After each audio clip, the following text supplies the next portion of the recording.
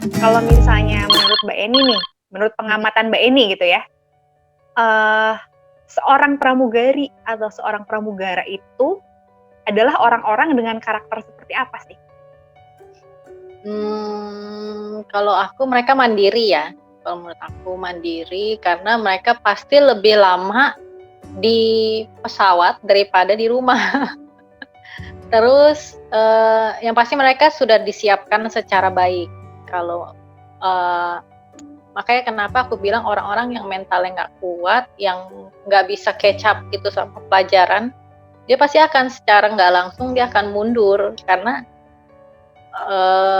setiap tahun kita pasti ada namanya recurrent. Recurrent itu masuk kelas lagi, mengulang pelajaran lagi gitu. Dan saya yakin semua pramugari pasti knowledge-nya ada karena setiap tahun dipakai dan kalau zaman aku setiap terbang pasti dicek gitu.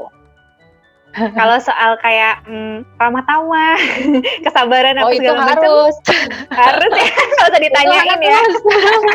Nggak usah ditanyain karena karena kan penerbangan itu sebagai pramugari kita menjual jasa ya. Dari itu ya harus ramah, nggak boleh kasar. Itu memang sudah jadi salah satu syarat untuk bisa jadi pramugari. Pasti pada saat interview atau pada saat training itu pasti akan dinilai gitu. Jadi kalau orang yang membangkang, orang yang nggak sopan, orang yang ini pasti akan nggak diterima sih kalau menurut aku. Pernah malah dulu junior aku ada ditampar sama penumpang karena dia marah-marah nih, penumpangnya delay kan. Ya habis mau gimana kalau masalah cuaca atau masalah suatu hal yang kritikal, misalnya pesawat rusak atau apa, kan nggak mungkin dipaksain untuk terbang kan. Nah sebagai pramugari gimana kita harus menenangkan hati kita untuk jangan kepancing nih sama penumpang yang marah-marah ini. Itu mah banyak banget, kalau kasus penumpang marah-marah tuh banyak banget. Sebelum Mbak jadi pramugari, itu kan pasti punya bayangan kan tentang gimana pekerjaan pramugari gitu. Bayangan pekerjaan pramugari sebelum Mbak jadi pramugari dan kenyataannya setelah jadi pramugari itu seperti apa sih? Beda banget. Gimana tuh gimana? Awal-awal waktu belum jadi pramugari tuh mikirnya kan kayaknya enak gitu ya, jalan-jalan ke kota ini kota itu, terus nggak pernah berpikiran bahwa bisa diomelin penumpang, bisa terbang sehari tuh 6 landing yang tektok terus kita pulang ke rumah bukan ke kota lain gitu kan, nggak kebayang sih. Jadi dikiranya tuh enak aja jalan-jalan, shopping, dapat duit besar gitu kan. Itu sih yang kepikiran dulu sebelum jadi pramugari. Ternyata kenyataannya nggak seperti itu. Jadi pada saat kita sekolah itu langsung tuh ketahuan,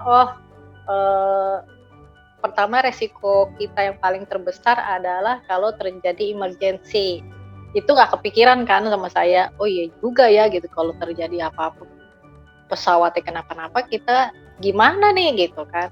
Nah itu awal-awal nggak kepikiran, tapi ternyata itu memang resiko terbesar semua pramugari. Selain resiko yang nggak enak, banyak kok hal-hal yang istilahnya yang menyenangkan gitu. Memang worth it kalau menurut aku ya, karena setiap pekerjaan itu pasti tergantung orangnya kan. Kalau dia menjalaninya dengan ikhlas, dengan senang, pasti akan enak-enak aja, cepet-cepet aja gitu kan. Kayak aku 13 tahun tuh ngerasa kayak kok kayaknya sebentar banget gitu, karena ini pekerjaan menurut aku yang stresnya itu nggak terlalu tinggi gitu. Jadi resikonya tinggi tapi stresnya sangat rendah kalau menurut aku. Karena kita tiap hari terbang, terus sampai di kota tujuan, kita udah nggak perlu mikirin deadline, nggak perlu mikirin besok harus ngumpulin tugas atau apa yang harus kita kumpulin gitu kan. kita tinggal jalan-jalan, tinggal tidur, tinggal makan-makan di kota-kota yang enak gitu kan. Balance ya, bisa jalan-jalan ya. Kalau orang kerja nunggu cuti dulu, lama. Bener banget. Dan Oke, tiap hari kan kita ketemu orang beda-beda ya. Penumpang beda tiap hari.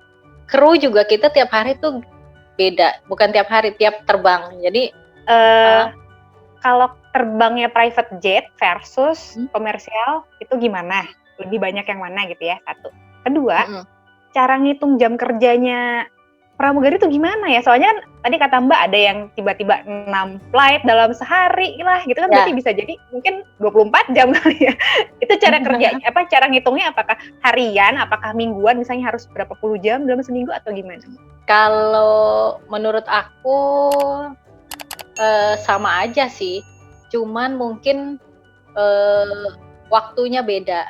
Kalau di komersial kita tuh udah terschedule 5 hari. Biasanya kalau dulu di lain aku 6 hari kerja, 1 hari libur. Jadi selama 6 hari kita ada aja schedule gitu. Nah itu dari situ udah kelihatan tuh schedule kita sebulan kemana aja. Itu kalau komersial. Kalau private jet kita by call. Jadi ntar 3 jam lagi kita terbang ya. 3 jam lagi? 3 jam Bo, bukan tanggal berapa Bo ya? Iya, oke, siap. Bayar nih 3 jam lagi kita terbang ya, bisa kan gitu. Ya nggak bisa bilang nggak bisa, harus bisa karena itu resiko kita gitu.